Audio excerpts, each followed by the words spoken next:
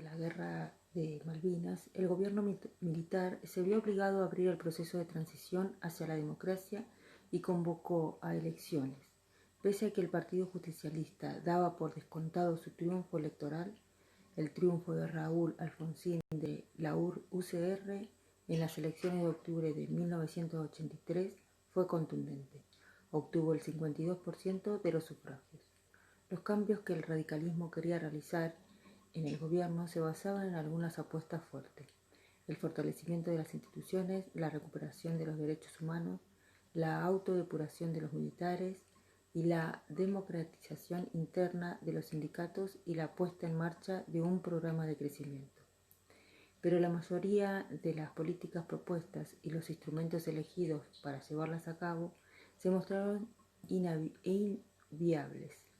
El equipo del ministro de Economía, Bernardo Greenspun, no pudo con la inflación que sufrió un rebrote a fines de 1984.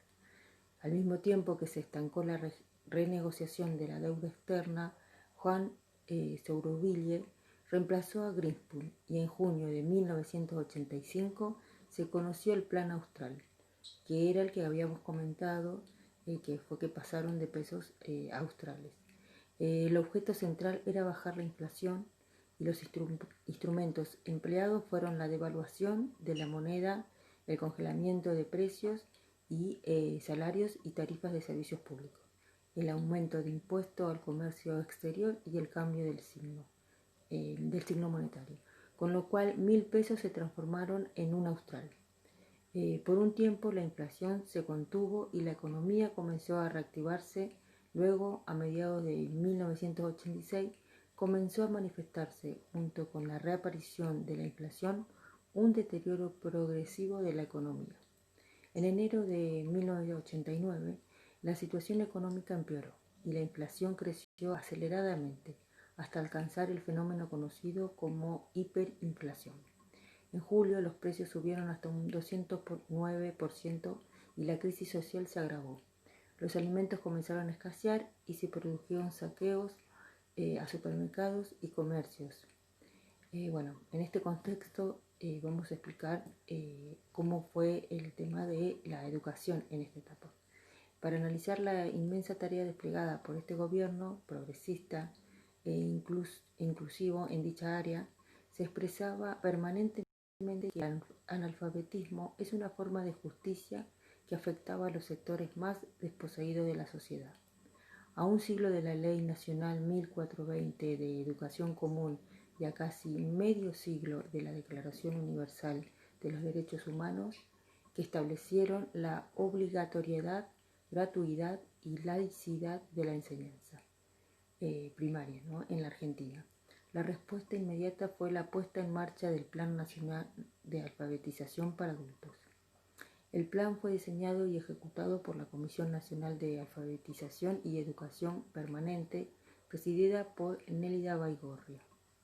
Este plan tuvo un currículo integrador con contenidos de carácter vivencial en el que se vinculan los temas referidos a la reforma cívica, la alimentación, la salud, la vivienda y el trabajo. En marzo de 1989 existían 9.693 centros en todo el país, que habían formado a más de 410.000 adultos. La Universidad Argentina había caído en oscuridad total. Desde la noche de los bastones largos se sucedieron más de 2 décadas en lo que fue violada la autonomía universitaria. Como gran reformista, su gobierno puso en vigencia los principios de la reforma de 1918, asumidos siempre por el radicalismo. La normalización de todas las universidades fue seguida por la elección libre y abierta de los 3 claustros de gobierno universitario: profesores, alumnos y graduados. Se consideró a la universidad pública laica y gratuita como el centro de cultura y el motor del desarrollo de la ciudadanía y la democracia. Se creó la Secretaría de Ciencias y Técnicas dependiente de la Presidencia. Se creó la categoría de investigador universitario, siendo la producción de ciencias objeto de consideraciones especiales y se reestructuró y saneó el Consejo Nacional de Investigaciones Científicas y Técnicas, conocido como CONICET. Fueron incorporados científicos que habían sido segregados y muchos de ellos fueron repatriados desde el extranjero. La convocatoria al Congreso Pedagógico Nacional fue uno de los hitos más sobresalientes de la administración del presidente Raúl Alfonsín. Fue convocado por la Ley 23.114/84, realizado en abril del 86. Participaron todas las organizaciones con la educación y se extendió a lo largo y ancho de todo el país. Este congreso fue cooptado por los sectores más conservadores de orientación católica. Las discusiones fueron de marcado conservadurismo y luego sirvieron para la Ley Federación de Educación del gobierno de Carlos Saúl Menem. En las elecciones presidenciales de mayo de 1989 triunfó en todas las provincias con el binomio Menem-Duhalde. Mientras tanto, los saqueos se extendían y el gobierno debió recurrir al estado de sitio y la represión. La carencia de apoyo no solo de los más importantes sectores económicos, sino también del justicialismo obligó a Alfonsín a adelantar la entrega del mando, prevista para diciembre, hecho que se termina sucediendo en el 8 de julio. La revolución productiva y el asalariado prometido por Menem en el transcurso de la campaña electoral pronto quedaron atrás. Las leyes de emergencia económica y de reforma del Estado abrieron el camino para la reducción de aranceles y la liberación de las importaciones. La primera ley suspendió los regímenes de promoción industrial y la segunda fijó las condiciones para la privatización de las empresas públicas. El traspaso de empresas públicas a manos privadas estuvo plagada de irregularidades y denuncias de corrupción.